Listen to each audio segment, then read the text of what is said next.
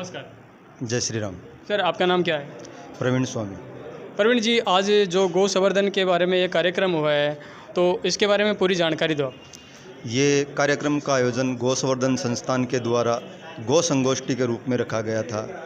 आज इस कार्यक्रम में हमारे मुख्य वक्ता पाठ है हमारे मार्गदर्शक मुकेश जी भाई साहब, विभाग प्रचारक जी थे, डॉक्टर दीपक जी शर्मा, हमारी बहन साध्वी राजराजेश्वरी जी उपस्थित रहे और इन्होंने गौमूत्र पंचगव्य गौ माता के गोबर से उपचार के लिए बहुत ही अच्छे अच्छे उपाय बताए हैं, बिल्कुल असाध्य बीमारियों के उपाय बताए हैं। आगे की चर्चा आप इनसे कर सकते हैं। जी नमस्ते। नमस्ते जी। नमस्ते सर नाम क्या? दीपक शर्मा। दीपक जी, आपने बहुत मोटी वेट करने वाली बात बताई है, काफ़ी मैंने ध्यान से सुनी थी आपकी बातें, और वो आज के जो युवा है वो काफ़ी जहर की तरफ ही जा रहा है। सच में आपने सही बोला, क्योंकि हर चीज़ है जो खेतियाँ होती है वो जहर से ही पैदा हो रही है, क्योंकि यूरिया हर चीज़ में आ रही है। आपने गाय के बारे में जो बात बताई कि गाय हमारे लिए बहुत महत्वपूर्ण है, तो दर्शकों को थोड़ा विस्तार रूप से समझाएंगे। मैं आपको विस्तार रूप में यही बताना चाहूँगा कि मेरा जीवन जब नष्ट हो रहा था, जिस समय मुझे ही डॉक्टर ने कह दिया कि आपका जीवन शेष काल बचा है 45 दिन, उस समय मैंने सिर्फ गौमूत्र का सेवन किया था। मेरे को ट्यूबरक्लोसिस था, 2014 की बात है। उस समय मेरे को लंग्स 80% डैमेज थे। मैं सिर्फ गौमूत्र पी के ठीक हुआ हूँ। मैं हर बार ये बात कहूँ, और इसका प्रमाण अटेली मंडी के अंदर जो एक सिविल हॉस्पिटल है, उसमें डॉक्टर आदित्य भी मेरे को अच्छी तरह से जानते हैं। उस समय जब उन्होंने मुझे बोला था कि तेरा शेष काल कुछ दिन का बचा है, मैंने राजीव दीक्षित की उस समय मैंने CD मुझे मिली थी, उसमें मुझे बताया गया था कि गौमूत्र पीने से ट्यूबरक्लोसिस क्रोनिक से क्रोनिक क्यों ना हो, ठीक हो सकता है। तो उस समय मैंने गौमूत्र ही पिया था, और जब जीवन काल 1.5 महीने में शेष बताया गया था, तो 1.5 महीने में ठीक हुआ।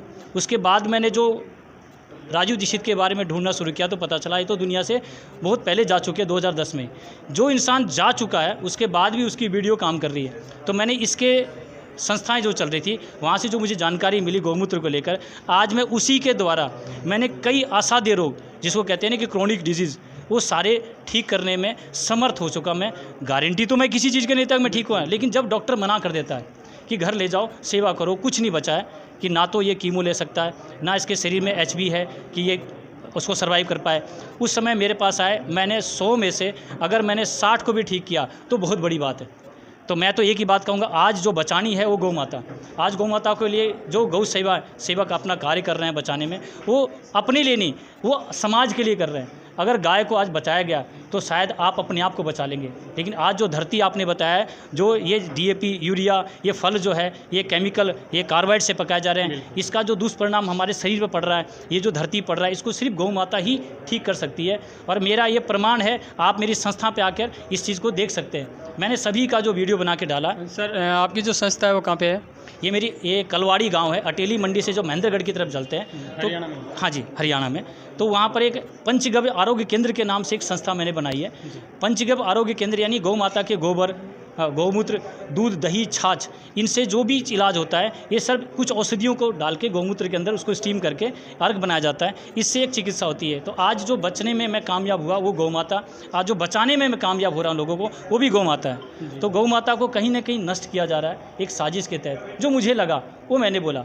प्रमाणित तौर पर मैंने जितने भी पेशेंट ठीक हुए हैं, मैं सबका आपको प्रमाण दे सकता हूं। मैं जो आज अपना जीवन, मैं जैसे अपने 2010 से 2024 मैंने क्रॉस कर दिया, 2014 से 2024 जो मैंने क्रॉस किया है, इसके पीछे का सत्य एकदम खुला मंच है।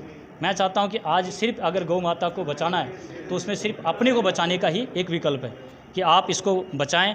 गौ सेवक जो भी आज काम कर रहे हैं, गौ माता को बचाने के लिए उसका सहयोग करें, क्योंकि अगर गौ नष्ट हो गई तो फिर मैं भी कुछ नहीं कर पाऊँगा।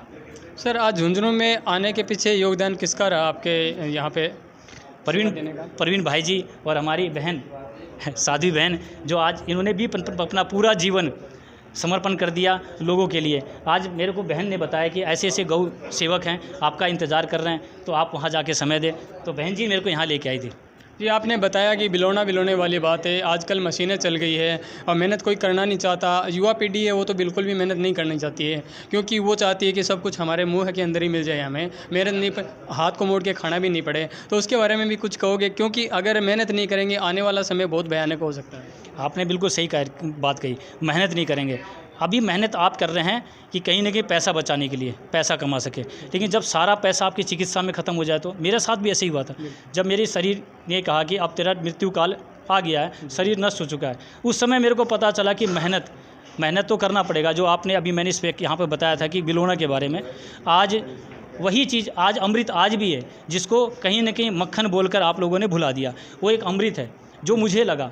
और गौमूत्र जो है आज बड़ी से बड़ी समस्या का समाधान, एक रिसर्च भी हो रहा है बड़े बड़े संस्थाओं में, जूनागढ़ में इसका रिसर्च भी हुआ है, इसके पूरे रिसर्च पेपर भी है, गौमूत्र पर पेटेंट है, कई लोगों ने इस पर पेटेंट ले लिया है। तो ये कहीं ना कहीं आप लोगों से छुपाया जा रहा है। आप इसको जानें और अवेयरनेस करें, और आपका बड़ा बड़ा आभार कि आपने मेरे को इस कैमरे में लेकर लोगों को अवेयरनेस करने में आप लोग, क्योंकि ऐसे इससे क्या होता है, कैमरा दूर हट रहा है, क्योंकि आज कहते हैं कि गऊ को लेकर भ्रम फैलाया जा रहा है, जबकि इसके पूरे रिसर्च पेपर है। सर आपका एक यूट्यूब चैनल भी है, उसके बारे में जो आप जिक्र कर रहे थे वो भी हमारे दर्शकों को बताने की कोशिश करें। मेरा यूट्यूब चैनल है डॉक्टर दीपक शर्मा, अगर आप डालते हैं उसमें कम से कम 900 से ज़्यादा वीडियो है, और सबका चेहरा है और सबका एड्रेस दिया मैंने। आप एक एक बंदे के घर भी जा सकते हैं और आप देखना उसके पास सारे प्रूफ हैं उनके पास कि क्योंकि मैंने इसीलिए आपको पूछा है कि उसके अंदर आपका सारा प्रूफ है कि कोई ये नहीं कह सकते कि फेंक है। ये सही करे, आप अपने चैनल पर डाल रहे हैं तो प्रमाण आपको भी देना पड़ेगा। तो मैंने प्रमाण के तौर पर अपने सारे वीडियोस दे रखे हैं, इससे ज़्यादा प्रमाण मैं नहीं दे सकता। लेकिन आज सिर्फ एक ही बात कही जाती है कि आज आयुर्वेद में क्यों जाएं, कहते हैं जी ये लंबा इलाज है, लेकिन आयुर्वेद वही है। जब लक्ष्मण को मूर्छा आई थी उस समय उसको जो जड़ी बूटी दी गई थी संजीवनी, आज कहीं ना कहीं वही आपके मेरे चैनल पर जाकर देखेंगे जिसके कीड़े पड़े हुए वो भी कहते हैं कि मेरे को 20 दिन में आराम मिला। तो कहीं ना कहीं ये विज्ञान हमें बचाना पड़ेगा।